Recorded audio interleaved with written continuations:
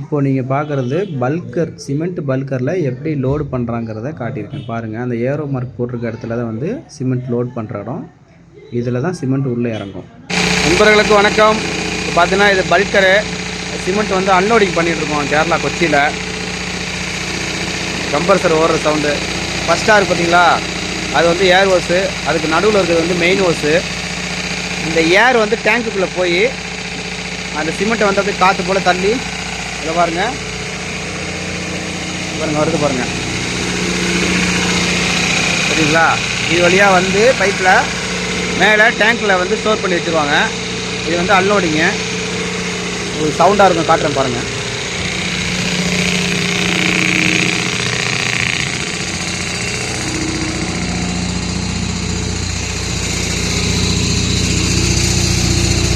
இதுதான் main valve. இப்போ ஓப்பனில் இருக்குது. நம்ம டேங்க்கில் உள்ள சிமெண்ட் வந்து இதில் வந்து அப்படியே காற்று மூலியமாக இறங்கி இதில் ஸ்டோர் ஆகி வெளியில் அப்படியே போயிட்டே இருக்கும். நன்றி, வணக்கம்.